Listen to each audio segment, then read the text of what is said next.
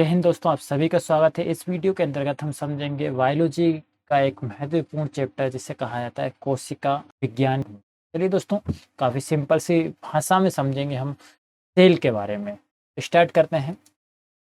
देखिए दोस्तों, ये पूरा सेल का स्ट्रक्चर है। सेल में ये सब कुछ पाया जाता है, nucleus, mitochondria, smooth endoplasmic reticulum, ribosome, ये सारी चीज़ पाई जाती है। इन सब के बारे में अपन एक एक करके बात करेंगे। सबसे पहले अपन बात करते हैं कोशिका। दोस्तों, सेल सेल होता है क्या है? शरीर जो है वो क्या बना है? सबसे जो शरीर किसी छोटे छोटे पार्टों से मिलके बना है दोस्तों, और उस पार्ट का नाम क्या है? कोशिका। तो दोस्तों, जो कोशिका होती है वो शरीर की सबसे छोटी इकाई, जिसे अपन कहते हैं यूनिट। दोस्तों, यूनिट क्या होता है? किसी काम करने वाली इकाई को कहते हैं यूनिट। दोस्तों, यूनिट मतलब एक ऐसी चीज होती है जो सारे काम कर सकती है। जैसे दोस्तों, आज के समय में मोबाइल फ़ोन जो है वो सारे काम कर सकता है। अपना फ़ोन भी लगा सकता है, वीडियो भी देख सकता है, वीडियो कॉलिंग कर सकता है, गूगल, फेसबुक सारे काम कर सकता है। लगभग जितने भी सारे काम हैं सारे कर सकता है। इसलिए क्या कहा जाता है? मोबाइल को एक यूनिट है जो सारे काम करने की क्षमता रखता है, उसे कहते हैं अपन यूनिट कहते हैं। दोस्तों, क्या कहते हैं? यूनिट। जैसे कि दोस्तों, जो पहले के समय में जो फ़ोन आते थे सिर्फ वो कॉल कर सकते थे दोस्तों, तो उसे यूनिट नहीं कहेंगे अपन। ओके, जो एक ही काम कर सकता है, लेकिन यूनिट उसे कहा जाता है जो सारे काम कर सकता है। तो शरीर की जो सबसे छोटी इकाई है वो क्या है? कोशिका है। कोशिका क्या है? सारे काम कर सकते हैं। कोशिका के अंदर क्या होते हैं? काफ़ी कुछ पाए जाते हैं, ओके, जो सारे काम करवा सकते हैं।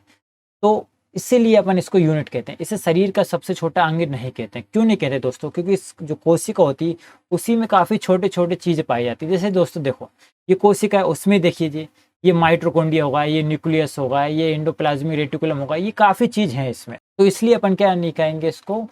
शरीर का सबसे छोटा अंग नहीं कहेंगे। ओके दोस्तों, देखिए अब आगे बात करते हैं कोशिका। कोशिका को जो इंग्लिश में कहा जाता है सेल कहा जाता है। इसका जो बायोलॉजिकल जो नेम होते हैं दोस्तों, बायोलॉजिकल नेम अलग अलग होते हैं। इसी प्रकार कोशिका का जो बायोलॉजिकल नेम होता है उससे कहते हैं अपन साइटो, और बायोलॉजी में जो अध्ययन करते हैं उससे कहते हैं अपन लॉजी। तो कोशिका के अध्ययन को क्या कहेंगे अपन? साइटोलॉजी। काफी बार क्वेश्चन पूछा गया है, ये साइटोलॉजी किसका अध्ययन कहलाता है? तो कोशिका का अध्ययन। दोस्तों, कोशिका के बारे में तो सबसे पहले अपन ने किसी ने जानकारी दी थी, तो वो दी थी रॉबर्ट हुक नामक वैज्ञानिक ने। ओके, किसने दी थी? रॉबर्ट हुक ने। लेकिन रॉबर्ट हुक ने 1665 में सबसे पहले मरी हुई कोशिका के बारे में जानकारी दी थी। इस दोस्तों, 1665 में सबसे पहले मरी हुई कोशिका के बारे में जानकारी देने वाला व्यक्ति कौन था? Robert Hooke. और दोस्तों, इसको याद कैसे करना? हुक, कोशिका क्या होती? काफी छोटी होती है, और उनको किसके द्वारा निकालते हैं अपन? किसी भी चीज को, छोटी चीज को हुक के द्वारा निकाला जाता है। कोशिका की जो खोज की है वो किसने की? रॉबर्ट हुक ने की है। दोस्तों, इसने मरी हुई कोशिका की खोज करी, लेकिन अब जीवित कोशिका की खोज करने आ गया एंटोनी वॉन लीeuwenhoek। और जो जीवित कोशिका की खोज की है वो की है अपने एंटोनी वॉन लीeuwenhoek ने। ये दो वैज्ञानिकों ने कोशिका की खोज की। सबसे पहले मरी हुई कोशिका रॉबर्ट हुक ने खोजा, और जीवित कोशिका एंटोनी वॉन लीeuwenhoek ने कोशिका, एक हुक एक हॉक, इन दोनों ने खोज करी। दोस्तों, इन दोनों व्यक्ति ने, रॉबर्ट हुक और एंटोनी वॉन लीeuwenhoek ने कोशिका की खोज कर दी, लेकिन इन दोनों व्यक्ति ने कोशिका के बारे में कुछ समझा ही नहीं। लेकिन अब जो समझाने वाले वैज्ञानिक थे वो स्लाइडेन एवं स्वान थे। ये दो वैज्ञानिकों ने कोशिका के बारे में समझाया, कोशिका होती क्या है, ओके, इसका क्या काम है। इस पूरा जो सिद्धांत एक कहलाता है, वो सिद्धांत दिया था कोशिका सिद्धांत स्लाइडेन एवं स्वान ने। और स्लाइडेन एवं स्वान ने कहा कि शरीर क्या है? छोटी छोटी कोशिकाओं से मिलकर बना है। दोस्तों, जिस प्रकार से एक घर को बनने के लिए सबसे मूलभूत चीज होती है वो ईंट होती है, उसी प्रकार से शरीर को बनने के लिए सबसे मूलभूत चीज होती है वो कोशिका होती है। ईंट जब मिलेगी तो दीवार बनेगी, और दोस्तों कोशिका जब मिलेंगी, एक समान कोशिका, तो तक ऐसा नहीं कि दीवार बनाने के लिए किसी भी तरीके की ईंट लगा दो। उसी प्रकार कोशिका, समान कोशिका मिलकर क्या बनाएंगी? उत्तक बनाएंगी। और दीवार से क्या बनेगा? कमरा बनेगा। उसी प्रकार उत्तक से अंग का निर्माण होगा, और कमरा किसका निर्माण कर देगा? घर का निर्माण कर देगा। उसी प्रकार अंग से किसका निर्माण हो जाएगा? शरीर का निर्माण हो जाएगा। यही सिद्धांत दिया था अपने स्लाइडेन एवं स्वान नामक वैज्ञानिक ने दिया था दोस्तों। उसी प्रकार यहाँ पे देख लीजिए, सेल से टिश्यू बने, ऑर्गन से ऑर्गन सिस्टम, ये पूरा जो सिस्टम ही है वो दिया था स्लाइडेन एवं स्वान ने। तो सबसे पहले जो खोज की थी वो किसने की थी? हुक नामक वैज्ञानिक ने की थी। कैसी कोशिकाओं की? मरी हुई कोशिका की। लेकिन बाद में आए हुक, इन्होंने क्या करा? जीवित कोशिका की खोज कर दी। और जिसके अब इन दोनों व्यक्ति ने खोज करी, लेकिन समझाए किसने थे? स्लाइडेन एवं स्वान नामक वैज्ञानिक ने समझाया था। अब थोड़े से फैक्ट के बारे में बात कर लेते हैं। कोशिका में जो सबसे बड़ा, छोटा, मानव में जो सबसे बड़ा होता है, सबसे छोटी जो कोशिका होती है, उनके बारे में बात करते हैं। तो दोस्तों, कोशिका के बारे में देखा जाए तो जो सबसे बड़ी ओवरऑल देखी जाए, ओके, सबसे बड़ी जो कोशिका होती है वो शुतुरमुर्ग का अंडा होता है। शुतुरमुर्ग का अंडा सबसे बड़ी कोशिका कहा जाता है। और माइकोप्लाज्मा जो होती है वो सबसे छोटी कोशिका होती है। तो माइकोप्लाज्मा क्या है? सबसे छोटी कोशिका है और सबसे बड़ी अंडा है। और दोस्तों, मानव में बात करें, ये तो ओवरऑल हो गई, लेकिन मानव में देखा जाए, मानव में सबसे बड़ा होता है जो होता है वो ओवम होता है। फीमेल का जो ओवम होता है वो सबसे बड़ा होता है। दोस्तों, सबसे बड़ी कोशिका किसकी होती है? ओवम की होती है। और सबसे छोटी जो होती है वो मेल का स्पर्म कहा जाता है, शुक्राणु जिसे कहते हैं।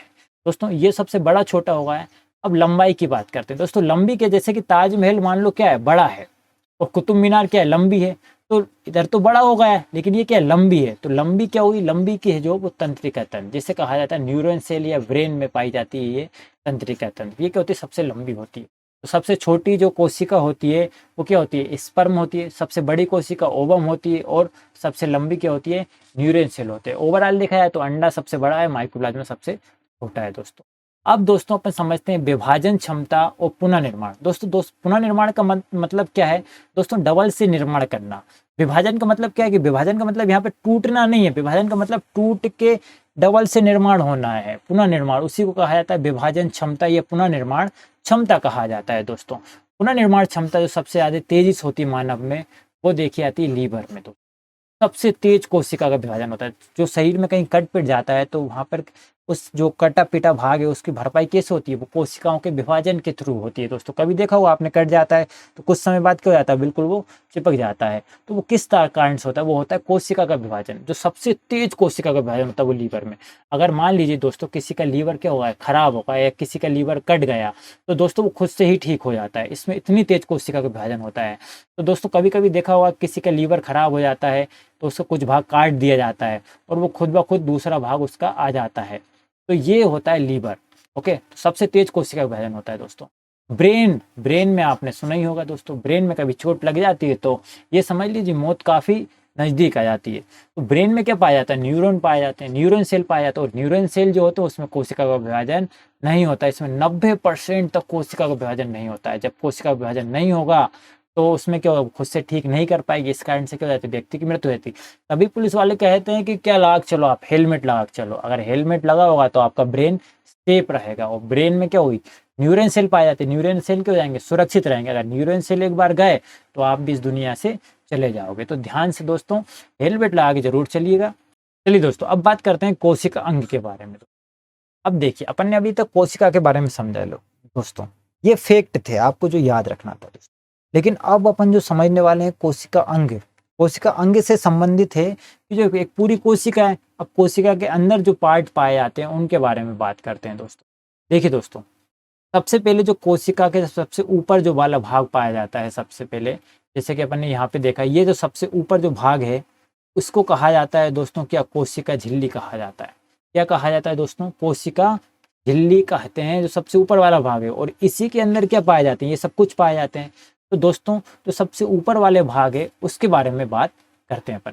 सबसे ऊपर जो भाग पाया जाता है वो क्या पाया जाता है? झिल्ली पाई जाती है। इसी को कहते हैं अपन कोशिका झिल्ली, या प्लाज्म मेम्ब्रेन कहते हैं, या सेल मेम्ब्रेन कहते हैं। दोस्तों, ये कोशिका झिल्ली को एक समान आप समझिए कि क्या है? एक थैला है। क्या है? एक थैला है। थैला में क्या होता है दोस्तों? आप एक थैला देखा होगा, उसी के अंदर अपन जब बाजार जाते हैं तो टमाटर, मिर्ची, भट्टे सब कुछ इसी के अंदर रख लेते हैं। तो इसी में क्या है? ये क्या है? तरीके का एक थैला है दोस्तों। और इसी के अंदर क्या है? सब कुछ भरा हुआ है। उसी प्रकार ये कोशिका जो है, कोशिका के जो ऊपर वाला भाग है, ये है क्या? झिल्ली है। कोशिका झिल्ली, प्लाज्म मेम्ब्रेन है। और इसी के अंदर क्या है? सब कुछ भरा हुआ है।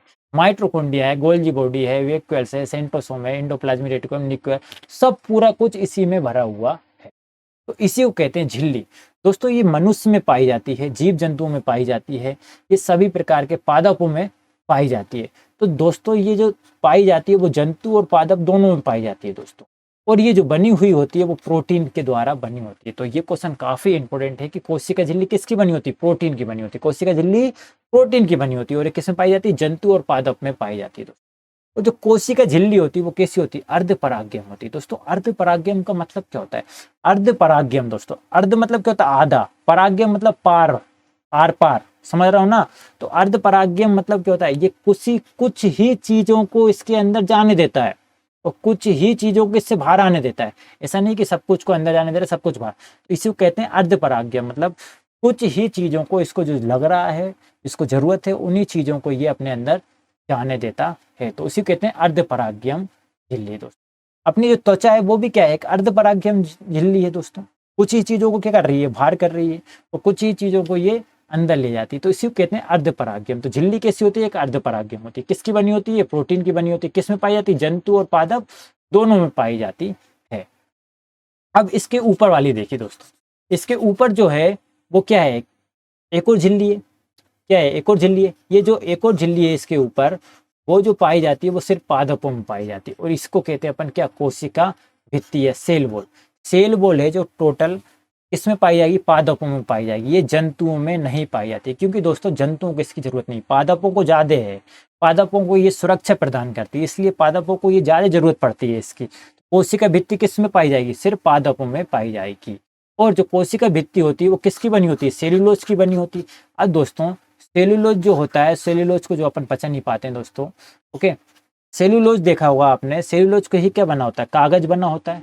जो अपना नोट होता है वो भी किसका निर्माण होता है, उसका सेल्यूलोज के ही थ्रू उसका निर्माण होता है। जो कपड़े होते हैं, जो कपड़े पहन रखे हैं, वो सब क्या है, सेल्यूलोज के निर्माण है। तो ये क्या है, एक तरीके से सेल्यूलोज के द्वारा बनी होती है दोस्तों, क्या, कोशिका भित्ति, और काफी कठोर होता है। तो कोशिका भित्ति सेल्यूलोज के थ्रू बनी होती दोस्तों। कोशिका झिल्ली प्रोटीन की बनी होती है, कोशिका भित्ति सेल्यूलोज की बनी होती है। दोनों इंपॉर्टेंट क्वेश्चन है। आगे बढ़ते हैं, अब बात करते हैं माइटोकॉन्ड्रिया।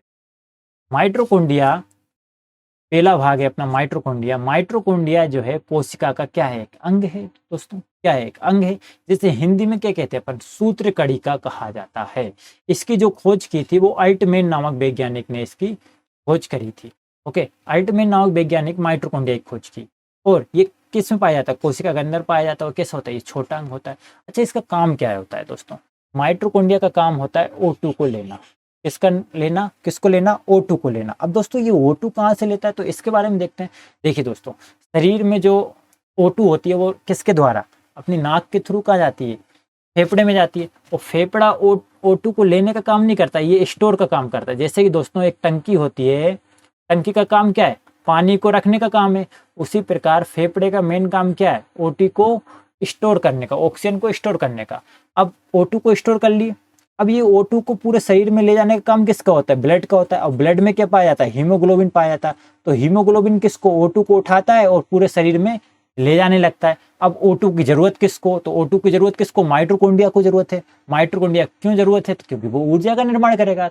इसी को कहते हैं अपन क्रेब्स चक्र। क्या कहते हैं, क्रेब्स चक्र। अब इसमें क्या करेगा, O2 लेगा, कौन लेगा, हीमोग्लोबिन लेगा।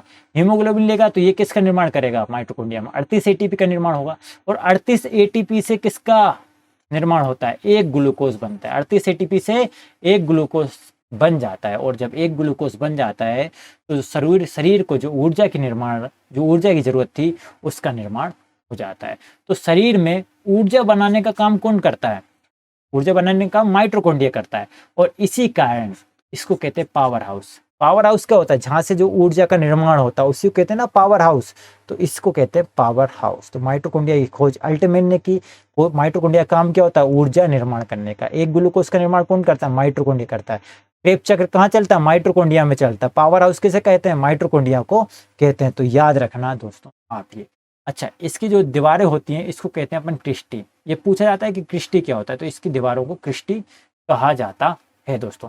अब जो शरीर में जो ऊर्जा का निर्माण हुआ है उसको ले जाने का काम कौन करेगा दोस्तों, माइटोकॉन्ड्रिया ने क्या करा, ऊर्जा तो बना दी। अब उसको ले जाने का काम कौन करता है, तो ले जाने का काम कौन करता है, गोल्जी बॉडी। गोल्जी बॉडी जो होती है, शरीर में जो ऊर्जा है जो बनी है उसको क्या करेगी, ले जाने का काम करेगी। तो परिवहन का काम, जैसे कि दोस्तों अब माइटोकॉन्ड्रिया ने ऊर्जा बना दी। अब किसी व्यक्ति को मान लीजिए, जैसे कि मैं आपसे बोल रहा हूँ, तो मुझे सबसे ज्यादा ऊर्जा की जरूरत कहाँ पड़ रही है, जबान पर पड़ रही है। तो उसी प्रकार ये पूरे शरीर की जो ऊर्जा है वो जवान पर ला कौन रहा है, गोल्जी बॉडी ला रहा है। क्या ला रहा है, गोल्जी बॉडी ला रहा है। जैसे ही दोस्तों एक धावक होता है, धावक क्या करता है, दौड़ता है। तो दौड़ता है तो उसको सबसे ज्यादा ऊर्जा की जरूरत कहाँ पड़ती है, पैरों में पड़ती है। कहाँ पड़ती है, पैरों में।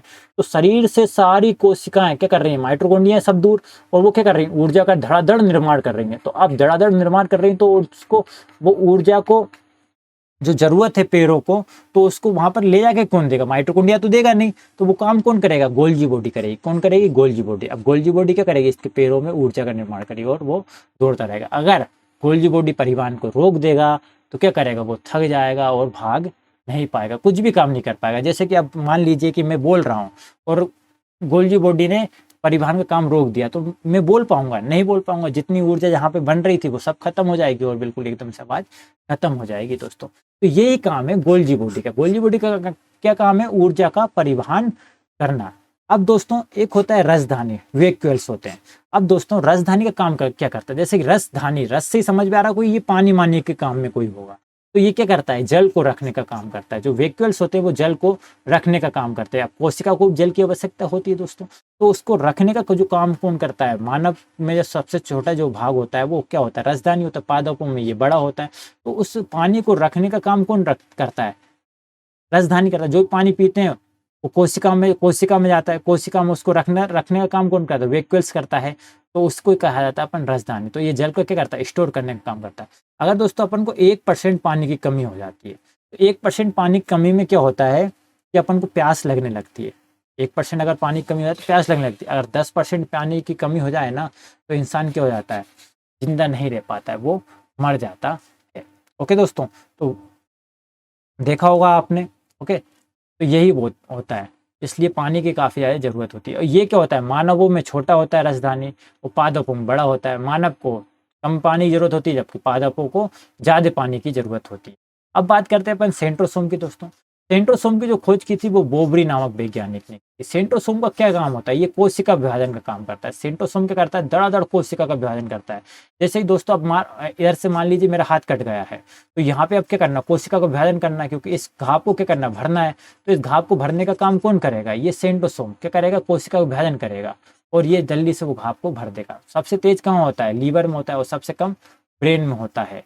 अगर दोस्तों जरूरत से ज्यादा विभाजन हो जाता है, जरूरत से ज्यादा विभाजन होता है, तो ये घातक हो जाता है। देखा होगा दोस्तों, कभी कभी कहीं पर अगर कोशिका का क्या होने लगा, अंदर ही अंदर क्या होने लगा, अब ये बाहर हो तो पता चल जाए, लेकिन अंदर ही अंदर शरीर के अंदर क्या होने लगा, कोशिका का विभाजन काफी तेजी से होने लगा। लाखों करोड़ों की संख्या में क्या होने लगा, कोशिका का विभाजन होने लगता। तो उस कंडीशन में क्या हो जाता है, गांठ टाइप की पड़ जाती है। तो वो क्या हो जाता है, अंदर ही अंदर क्या कैंसर का रूप ले लेता है। तो दोस्तों आपने देखा होगा अधिकतर जो कैंसर होता है वो इसी कारण से होता है, कोशिका का विभाजन क्या हो रहा है, लगातार हो रहा है। और दोस्तों ये कैंसर जो होता है वो क्या होता है, शरीर में क्या होता है, कोशिका का विभाजन बहुत तेज होने लगता है, और फिर ये जो कैंसर होता है वो किसी भी पार्ट में होने लगता है। मान लीजिए कि अभी ये इस पार्ट का कोई भी हाथ में कैंसर हुआ है, तो वहाँ पे ऑपरेशन करवा के उसको निकला दिया, फिर वो कुछ समय बाद और कहीं हो जाएगा। तो ये होता है कोशिका विभाजन के कारण, जरूरत से ज़्यादा विभाजन होता है, तो ये तब होता है दोस्तों, ये घातक। कोशिका विभाजन होना काफ़ी जरूरी भी है। बच्चों में जो होता है कोशिका विभाजन काफ़ी अच्छा होता है दोस्तों। कभी उनको चोट लग जाती है तो वो जल्दी से ही ठीक हो जाते हैं दोस्तों। ओके, जैसे जैसे उम्र ढलती जाती है उसमें उसी धीरे धीरे कोशिका विभाजन कम होता जाता है। आपने कभी देखा होगा दोस्तों, जो चूहे होते हैं उनकी जो ऊपर जो पूंछ रहती है उसके ऊपर एक खाल होती है दोस्तों, कभी पकड़ोगे आप तो वो ऊपर की जो खाल है वो निकल जाती है। ओके दोस्तों, और कुछ समय बाद जो होते हैं चूहा वो आराम से उस खाल को क्या कर देते हैं, भर देते हैं दोस्तों। तो चूहे में भी काफी तेजी से होता है कोशिका विभाजन। छिपकली जो होती है दोस्तों, छिपकली की जो पूंछ होती है वो टूटने पे क्या हो जाती है, टूट जाती है, और बाद में फिर वो उसी तरीके से वो पूरी पूरी पूंछ बन जाती है दोस्तों। तो छिपकली में कोशिका विभाजन काफी अच्छा होता है। गेंडा हाथी देखो कभी कट पिट जाता है तो वो खुद से ही सही हो जाता है। तो यहाँ पे कोशिका विभाजन काफी तेज होता है दोस्तों। ब्रेन में आपने देखा होगा, ब्रेन में जो होता है वो कोशिका विभाजन नहीं होता है। क्यों नहीं होता, क्योंकि उसमें 90% न्यूरॉन सेल पाया जाता है। लेकिन दोस्तों आपने ये भी सुना होगा कि ब्रेन में क्या हो जाता है, ब्रेन ट्यूमर हो जाता है। एक तरीके से क्या है, ये भी एक कैंसर है। ब्रेन ट्यूमर क्या हो जाता है, उसमें पाया जाता है गिलियल सेल। गिलियल सेल 10% पाए जाते हैं, और 10% पाए जाते हैं तो इसमें तो कोशिका विभाजन हो सकता है, और कोशिका विभाजन हो जाता है। अगर कोशिका विभाजन तेजी से हो गया है दोस्तों, ब्रेन ट्यूमर ले लेगा। कोशिका विभाजन तेजी से होगा तो ब्रेन ट्यूमर, मतलब काफी ज्यादा संख्या में होने लगा तो वो क्या लगा, ब्रेन ट्यूमर। अब यहाँ पे कैंसर नहीं बोलते हैं, ब्रेन ट्यूमर कहा जाता है दोस्तों। कैंसर के जो इलाज में जो थेरेपी यूज़ किया जाती है वो कीमोथेरेपी का यूज़ किया जाता है दोस्तों। कीमोथेरेपी में क्या होता है दोस्तों, इसमें गामा किरणें दी जाती है। क्या दी जाती है, जो सिकाई की जाती है वो गामा किरणें के थ्रू की जाती है। और गामा किरणों के थ्रू जब सिकाई की जाती है दोस्तों, ये काफ़ी घातक होती है गामा किरणें। ये फिजिक्स में पढ़ेंगे अपन गामा किरणों के बारे में, काफ़ी खतरनाक होती है। ये क्या कर देती है, जो कोशिका जो विभाजन हो रही है उनकी जो संख्या हो रही है वो काफ़ी तेज़ी से हो रही है, उसको क्या करेगी, ये रोकने का काम करती है गामा किरणें दोस्तों। और कभी कभी देखा होगा आपने, जो ज़्यादातर लोगों में जो कैंसर के जो मरीज होते हैं उन्हें कीमोथेरेपी दी जाती है तो उनके बाल जो होते हैं पूरे खिड़ जाते हैं दोस्तों, तो वो यही कारण होता है। ओके, तो ये गामा किरणें। चलिए अब बात करते हैं इंडोप्लाज्मिक रेटिकुलम दोस्तों, इसे कहते हैं ER, शॉर्ट में क्या कहेंगे, ER दोस्तों। ये ER क्या है, अंतःप्रदप जालिका इंडोप्लाज्मिक रेटिकुलम। एक तरीके से ये दोस्तों, जैसे कि किसी बिल्डिंग को खड़ा करते हैं तो अपन सबसे मूलभूत चीज जो होती है, मतलब एक पिलर को खड़ा करने के लिए रोड होती है। रोड के थ्रू क्या करते हैं अपन, पिलर को खड़ा करते हैं, उससे माल भर दीजिए आप, खड़ा हो जाएगा पिलर, गिरेगा नहीं। ऐसे करेंगे तो क्या हो जाएगा, कमजोर हो जाएगा। उसी प्रकार इंडोप्लाज्मिक रेटिकुलम जो होती है वो कोशिका का कंकाल कहते हैं। कोशिका कंकाल क्यों कहते हैं, इसको क्यों की सहारा प्रदान करता है, ये आंतरिक सहायता प्रदान करता है। जिस तरीके से एक पिलर में रोड सहायता प्रदान कर रहा था, उसी प्रकार से ये क्या करेगा, इंडोप्लाज्मिक रेटिकुलम इसको क्या करेगा, सहायता प्रदान करता है। तो इसलिए इसे क्या कहते हैं अपन, कोशिका का आंतरिक कंकाल। तो ये क्वेश्चन पूछा जाता है, कोशिका का आंतरिक कंकाल किसे कहते हैं, तो एंडोप्लाज्मिक रेटिकुलम। अब जो एंडोप्लाज्मिक रेटिकुलम होते हैं वो दो तरीके के होते हैं। एक दोस्तों होता है smooth ER, smooth endoplasmic reticulum, एक होता है रफ इंडोप्लाज्मिक रेटिकुलम। हिंदी में बोले तो चिकना इंडोप्लाज्मिक रेटिकुलम, और इसको रफ को बोलते हैं खुरदरा इंडोप्लाज्मिक रेटिकुलम। तो ये दो तरीके के होते हैं endoplasmic reticulum. Smooth endoplasmic reticulum होता है, ये ऊपरी वाला जो भाग दिख रहा है ना, ये होता है स्मूथ इंडोप्लाज्मिक रेटिकुलम। अब ये स्मूथ होता है तो ये किस चीज में निर्माण करता है, तो यहीं से किसका निर्माण होता है, बसा का निर्माण होता है। इसका निर्माण होता है, बसा का निर्माण कहाँ से होता है, फेट का निर्माण स्मूथ इंडोप्लाज्मिक रेटिकुलम करता है। शरीर में बसा का जो निर्माण करता है वो इंडोप्लाज्मिक रेटिकुलम करता है। और दोस्तों ये खुरदरा वाला भाग दिख रहा होगा, इसको कहते हैं रफ। अब रफ क्यों कहते हैं, कि इसमें छोटे छोटे दाने होते हैं। ये क्या होता है, राइबोसोम होता है। क्या होता है, ये राइबोसोम होता है। और रफ वाली साइड से किसका निर्माण होता है, प्रोटीन। अब प्रोटीन का निर्माण कौन करते हैं, तो यही राइबोसोम प्रोटीन का निर्माण करते हैं। राइबोसोम किसका निर्माण करते हैं, प्रोटीन का निर्माण करता है। ओके, तो राइबोसोम कहाँ पाए जाते हैं, रफ वाली साइट पे पाए जाते हैं। और रफ वाली साइट पे ही किसका निर्माण होता है, प्रोटीन का निर्माण होता है। अब बात करते हैं अपन राइबोसोम के बारे में। राइबोसोम क्या होता है दोस्तों, राइबोसोम क्या करता है, प्रोटीन का निर्माण करता है। किसका निर्माण करता है, प्रोटीन का निर्माण। और इसी को कहते हैं अपन क्या, प्रोटीन की फैक्ट्री कहते हैं। राइबोसोम जो होता है वो कोशिका जो होती है उसका सबसे छोटा अंग कहा जाता है। देखिए दोस्तों कितना छोटा है ये बिल्कुल छोटा छोटा सा होता है। कोशिका काफी छोटी है तो उसके अंदर ये पाए जाते हैं, बिल्कुल रफ वाली साइड पे छोटे छोटे से होते हैं। तो ये क्या होता है, कोशिका का सबसे छोटा अंग इसी को कहते हैं। और इसका काम क्या होता है, प्रोटीन का निर्माण करता है। प्रोटीन का निर्माण करता है, इसलिए इसको कहते हैं फैक्ट्री कहते हैं। प्रोटीन का निर्माण किस तरीके से करता है, तो इसको 20 एमिनो एसिड की जरूरत होती है दोस्तों। शरीर को 20 एमिनो एसिड की जरूरत होती है, लेकिन 20 एमिनो एसिड कहाँ से आएंगे, तो 10 तो पहले से शरीर में होते हैं और 10 अपन को जो कि बाहर से लेना पड़ता है फल फ्रूट के रूप में दोस्तों। तो ये जो 10 जो है वो पहले से शरीर में रहते हैं जो, और जरूरत कितने की, 10 की। और जब ये 10 और 10 मिल जाते हैं तो 20 एमिनो एसिड से मिलकर एक प्रोटीन का निर्माण होता है दोस्तों। तो ये कितनी बार क्वेश्चन पूछा है कि एक प्रोटीन का निर्माण किससे होता है, तो 20 एमिनो एसिड से होता है।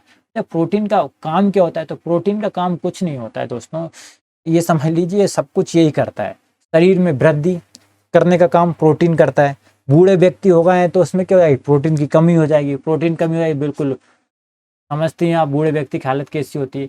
ये ऊर्जा देने का काम करता है। देखो ऊर्जा, माइटोकॉन्ड्रिया ऊर्जा का ग्लूकोज काम करता है, लेकिन दोस्तों ये थोड़ा लॉन्ग टाइम वाला ऊर्जा देता है। Okay, protein. तो प्रोटीन काफी महत्वपूर्ण है। बच्चों में जो होता है वो काफी तेजी से प्रोटीन का निर्माण होता है। मतलब बच्चों में खुद ब खुद प्रोटीन को लेने की जरूरत नहीं होती, उनके शरीर में खुद से ही प्रोटीन का निर्माण होता है। 13-14 साल की उम्र तक उसमें प्रोटीन का निर्माण होता रहता है। तो बच्चों में खुद से ही प्रोटीन का निर्माण करते हैं दोस्तों। ओके, तभी देखा होगा आपने कितनी फुर्तीले रहते हैं बच्चे। ओके, वो तो यही कारण है कि उनमें खुद से प्रोटीन का निर्माण होता है। लेकिन बड़ों में, एडल्ट व्यक्ति जो होते हैं उनमें प्रोटीन लेना पड़ता है। ये धीरे धीरे क्या होता है, कम होने लगता है। बूढ़े व्यक्तियों में काफ़ी कम हो जाता है प्रोटीन। ओके दोस्तों, तो ये आप समझे होंगे प्रोटीन। ओके, राइबोसोम के बारे में।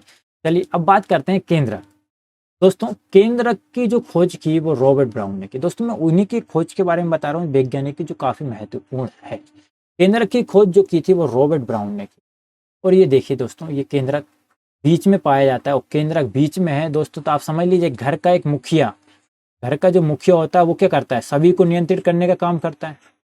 सब कुछ काम किसका होता है, घर के एक मुखिया जो होता है उसी का होता है। तो उसी प्रकार केंद्र क्या करेगा, एक नियंत्रित का काम करेगा पूरे सबको, माइटोकॉन्ड्रिया, गोल्जी बॉडी, सबको क्या करेगा, एक तरीके से नियंत्रित करके रखेगा। सही से ये काम करें कि नहीं करें, इन सबका नियंत्रण अगर कोई करता है तो वो कौन करता है, केंद्रक करता है। इसमें जो होता है वो 90% क्या होता है, प्रोटीन होता है। इसमें क्या होता है, 90% प्रोटीन होता है और 10% क्या होता है, डीएनए होता है। दोस्तों इन दोनों के बारे में बात करेंगे अपन, प्रोटीन और डीएनए के बारे में। अब दोस्तों इसके बाद बात करते हैं अपन लाइसोसोम की। दोस्तों लाइसोम जो होता है, इसकी जो खोज की थी वो डी डोबे नामक वैज्ञानिक ने की। अब लाइसोसोम का क्या काम है, तो ये क्या काम करता है कि कोशिका, अगर कोई काम नहीं कर रहा है कोशिका में, तो उसे ये क्या करेगा, मारने का काम करेगा। देखिए दोस्तों, न्यूक्लियस का काम क्या कर रहा है, सबको नियंत्रण कर रहा है, देख रहा है भाई साहब सब कुछ काम कर रहा है कि नहीं कर रहा है। अब मान लीजिए ये राइबोसोम है, ये क्या कर रहा है, प्रोटीन ही नहीं बना रहा है, तो ये डायरेक्ट मारेगा तो नहीं, ओके, मुखिया क्योंकि बूढ़ा होता है वो डायरेक्ट नहीं मारेगा, वो किसके पास जाएगा, लाइबोसोम के पास जाएगा, और लाइबोसोम से बोलेगा भाई ये राइबोसोम काम नहीं कर रहा, तो लाइसोसोम इससे बोलेगा ये काम नहीं करेगा, तो इसको क्या करेगा, मार डालेगा। अब मारेगा कैसे, क्योंकि इसमें भरा होता है जल अपघटक। क्या भरा होता है, जल अपघटक। फाइट तो करेगा नहीं, क्या भरा होता है, जल अपघटक भरा होता है। इसी को कहते हैं हाइड्रोलिटिक एंजाइम कहते हैं। और ये भरा होता है, ये थोड़ा सा छिड़क देगा इसके ऊपर, ये खत्म, राइबोसोम खत्म हो जाएगा दोस्तों। अब मान लीजिए दोस्तों कि ये कोशिका के अंदर राइबोसोम भी काम नहीं कर रहा था, एंडोप्लाज्मिक रेटिकुलम भी नहीं कर रहा था, सेंट्रोसोम, वेक्यूलस कुछ भी काम नहीं कर रहे थे दोस्तों। तो अब न्यूक्लियस क्या करेगा दोस्तों, तो अब राइबोसोम से बोलेगा, तो राइबोसोम ये कोई भी काम नहीं कर रहा है, तो लाइसोसोम जो हो जाएगा वो फट जाएगा। वो फट जाएगा तो इन सबको क्या हो जाएगी, क्योंकि इसमें जल अपघटक भरा है और ये क्या हो जाएंगे, सब मर जाएगा, ये कोशिका क्या हो जाएगी, खत्म हो जाएगी। इसी कारण क्या कहा जाता है, इसको एटम बम कहा जाता है। मान लीजिए कि अगर ये लाइसोसोम नहीं होता है, कहीं चोट लग गई, अब वहाँ पे अंदर चोट लग गई है दोस्तों, अब अंदर खराब हो गया, अब उसको कोई नष्ट करने वाला नहीं होता, तो यहीं पर ये क्या हो जाता है, गल जाता है, सड़ जाता है, एक तरीके से बहुत सारी बीमारी हो जाती है। तो उसको सफाई करने के लिए कौन महत्वपूर्ण है, लाइसोसोम है। तो इसलिए इसे कहा जाता है सफाई का काम करने वाला कौन कहा जाता है, लाइसोसोम कहते हैं दोस्तों। अब दोस्तों एक जगह लाइसोसोम नहीं पाया जाता है, जैसे कि ब्लड, आरबीसी में क्या नहीं पाया जाता है, लाइसोसोम नहीं पाया जाता। क्यों नहीं पाया जाता है दोस्तों, क्योंकि ब्लड क्या होता है, लगातार गति कर रहा होता है, लगातार क्या कर रहा हो, गति कर रहा हो। और लाइसोसोम क्या होता है, इसमें जल अपघटक बढ़ रहता है, जल अपघटक क्या करता है, छिड़क देता है। अब ब्लड क्या कर रहा है, लगातार क्या कर रहा है, गति कर रहा है। मान लीजिए ये वाला ब्लड जो था वो यहाँ पे था, इसको जैसे दिखाई ये लाइसोसोम, ये आरबीसी 120 दिन में मर जाता है, 120 दिन मर गया, तो ये लाइसोसोम छिड़कता, तो ये ब्लड ये वाला था ना वो यहाँ निकल जाता, तो अब यहाँ पर और कोई आता उसके ऊपर छिड़क जाता, तो खत्म हो जाता। तो काफ़ी शानदार तरीके से ये शरीर को डेवलप किया गया है। ओके, तो लाइसोसोम क्या करता है, ये आरबीसी में नहीं पाया जाता है। ओके, तो आरबीसी में लाइसोसोम नहीं पाया जाता, काफ़ी महत्व। तो आरबीसी जो मर जाती है तो वो कहाँ पर जाती है, तो वो जाती है स्प्लीन। स्प्लीन या इसी को कहते हैं अपन प्लीहा या तिल कहा जाता है। इसको कहते हैं आरबीसी की कब्र। 120 दिन बाद जब खत्म हो जाती है तो ये इसी में जाती है। और जब आपने देखा होगा जब मलेरिया रोग हो जाता है तो उसमें कौन इफेक्टेड होता है, तो वो यही प्लीहा जो स्प्लीन जो होती है वो इफेक्टेड हो जाती है दोस्तों। चलिए अब बात करते हैं अपन कोशिका द्रव, केंद्रक द्रव और जीव द्रव क्या होता है दोस्तों। कोशिका द्रव क्या होता है दोस्तों, द्रव मतलब समझ तो आप एक तरीके से, इसमें क्या भरा है, एक लिक्विड भरा हुआ है। क्या भरा है, एक लिक्विड भरा है दोस्तों। इसमें लिक्विड भरा होता है, उसी को कहते हैं अपन कोशिका द्रव। अब लिक्विड क्यों भरा होता है, क्योंकि ये आपस में नहीं टकरा पाए। जैसे कि दोस्तों अब मान लीजिए एक कोई ये है एक केन और इसमें कुछ ये रखे हैं दोस्तों, अगर इसमें ये नहीं भरा होगा तो कब तब उस कंडीशन में क्या होगा, बिल्कुल ये एक तरीके से एक बिल्कुल सटे हुए होंगे, बिल्कुल चिपके हुए होंगे। ओके, एक दूसरे से टकरा रहे होंगे दोस्तों। अब मान लीजिए मैंने क्या भर दिया, इसमें शहद भर दिया, काफ़ी पूरा क्या कर दिया, शहद से पूरा कर दिया। अब इसमें ये जो भरे होंगे वो अपनी जगह पे क्या होंगे, बने रहेंगे, हिलेंगे डुलेंगे नहीं, टकराएंगे नहीं दोस्तों। ओके, एक स्थान पे कायम रहेंगे। तो इसमें क्या होता है, एक द्रव भरा होता है, इनको क्या कहते हैं, एक तरीके से सहायता प्रदान करता है। एक गाढ़ा सा एक द्रव भरा होता है। ओके, जो कि एक महत्वपूर्ण चीज है इसमें, कोशिका द्रव, इसी को कहते हैं क्या, कोशिका द्रव दोस्तों। और ये क्या करता है, कोशिकाओं को सूखने से भी बचाता है दोस्तों। क्या करेगा, कोशिकाओं को सूखने से बचाने का काम भी कौन करता है, यही करता है। अब दोस्तों एक केंद्रक द्रव, केंद्रक द्रव नाम से पहचान में आ रहा होगा कि केंद्र के अंदर जो द्रव भरा हो उसको कहेंगे अपन क्या, केंद्रक द्रव। क्या बढ़ेंगे, केंद्रक द्रव। ये भी क्या होगा, न्यूक्लियस जो होगा, केंद्रक जो होगा उसको सूखने से बचाएगा। अब दोस्तों कोशिका द्रव, केंद्रक द्रव, दो दो चीज हो गई, नाम में काफी कंफ्यूज होता, तो इसको एक ही नाम दे दिया, क्या, जीव द्रव। क्या दे दिया है, जीव द्रव। इन दोनों को मिला के क्या बनता है, जीव द्रव बनता है। ओके, क्या बनता है, जीव द्रव बनता है। अगर इस कोशिका में से जीव द्रव निकाल लेंगे ना तो ये कोशिका ही पूरी खत्म हो जाएगी। ये कोशिका जीव द्रव का होना काफी जरूरी है। चलिए अब बात करते हैं सीलिया और फ्लेजला। सीलिया और फ्लेजला क्या होती है, ये कोशिका है दोस्तों। कोशिका के जो बाहर ये बालनुमा संरचना, जो बालनुमा जो ये पाए जाते हैं, इन्हीं को कहते हैं अपन क्या, फ्लेजला कहते हैं। क्या कहते हैं, ये फ्लेजला होती है दोस्तों। और यहाँ पे जो छोटे छोटे होते हैं ना दोस्तों, उनको कहा जाता है सीलिया।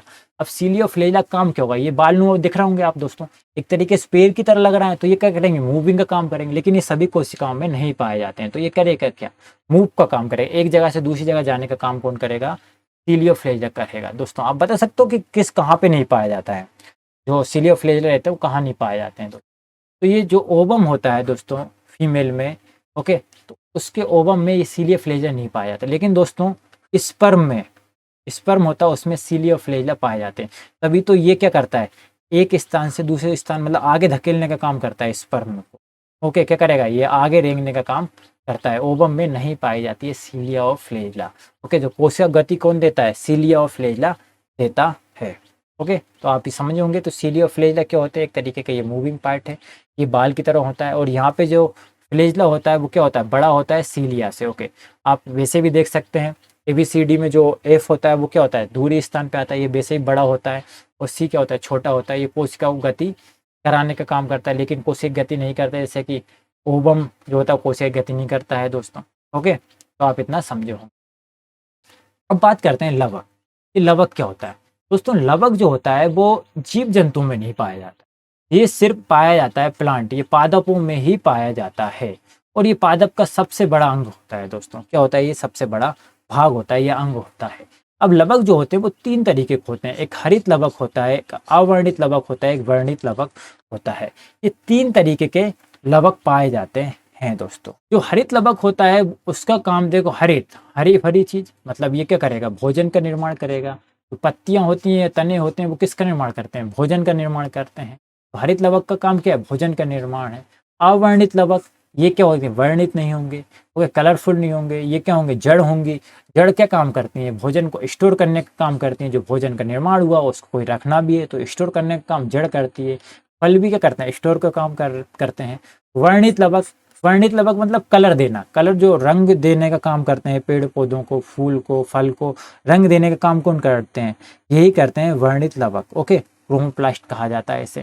जैसे ही दोस्तों मिर्च का जो लालपन होता है वो क्यों होता है, ओके, टमाटर का लाल रंग, सेब में जो रंग होता है, गाजर का चुकंदर पीला, तो ये जो रंगों को देने का काम करता है वो वर्णित लवक करता है। जैसे मिर्च का जो होता है कैप्सेंथिन के कारण होता है, टमाटर का होता है लाइकोपीन, सेब का एंथ्रोसाइनिन के कारण होता है, गाजर का कैरोटीन के कारण होता है, चुकंदर जो देखा होगा आपने तो वो बीटानोन के कारण होता है, उसका कलर पीला होता है, वो जेंतोफिल के कारण होता है। कोई भी पीला फल होता है उसमें जेंतोफिल पाया जाता है दोस्तों। तो ये होते हैं कलर देने के वाले चीज। ओके, तो ये लवक कहा जाता है, सिर्फ पेड़ पौधों में ही पाया जाता है। हरित लवक का काम क्या है, भोजन का निर्माण। अवर्णित लवक का काम क्या है, भोजन को स्टोर करने का काम है। और वर्णित लवक का क्या काम है, रंग प्रदान करना। किस काम में आता है, रंग प्रदान करने के काम में आता है दोस्तों। अब समझते हैं अपन जंतु कोशिका और पादप कोशिका में अंतर, और दोस्तों उसमें देखते हैं कि दोनों में सेम क्या होता है। ओके, तो सबसे पहले अपन सेम चीज देख लेते हैं, जंतु और पादप में सेम क्या होती है। देखो दोस्तों, कोशिका झिल्ली दोनों में पाई जाती है, देखा अपन ने। माइटोकॉन्ड्रिया भी दोनों में पाई जाती है।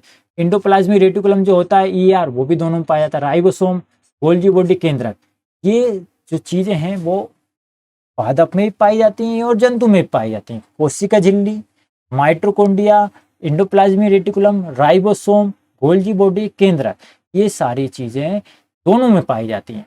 अब दोस्तों हम उनकी बात करते हैं जो केवल जंतु में पाई जाती हैं, और उनकी बात करते हैं जो केवल पादप में पाई जाती है। दोस्तों जंतु की जो कोशिका होती है वो कैसी होती है, गोल होती है। पादप में जो कोशिका पाई जाती है वो कैसी पाई जाती है, चौकोर पाई जाती है दोस्तों। आपने देखा हो इस तरीके की जो होती है, ओके, तो वो चौकोर होती है दोस्तों। और जो जंतु की जो कोशिका होती है वो स्मॉल होती है, जबकि पादप की कैसी होती है, बड़ी होती है। इसमें जो जंतु में राजधानी जो पाई जाती है वो थोड़ी क्या पाई जाती है, छोटी पाई जाती है, पानी रखने का काम करती है। और पादप में राजधानी कैसी होती है, बड़ी होती है। इसमें लाइसोसोम पाया जाता है, जबकि इसमें लाइसोसोम नहीं पाया जाता है। सेंट्रोसोम जंतु कोशिकाओं में पाई जाती है क्योंकि ये कोशिका विभाजन करती है, जबकि सेंट्रोसोम पादप में नहीं पाई जाती है। कोशिका भित्ति जंतु कोशिकाओं में नहीं पाई जाती, जबकि कोशिका भित्ति पादप में पाई जाती है दोस्तों। तो आप इतना समझे होंगे। एक बार रिवीजन करते हैं। गोल जंतु कोशिका गोल होती हैं, ये कैसी होती, चौकोर होती हैं। ये स्मॉल होती हैं, ये कैसी होती, लार्ज होती है। इसमें राजधानी कैसी होती, छोटी होती है, इसमें बड़ी होती है। लाइसोसोम जंतु में पाया जाता है, इसमें नहीं पाया जाता है। सेंट्रोसोम इसमें पाया जाता है, इसमें नहीं पाया जाता है। कोशिका भित्ति इसमें नहीं पाई जाती, इसमें पाई जाती है। तो आप ये समझे कि जंतु कोशिका और पादप कोशिका के बारे में दोस्तों।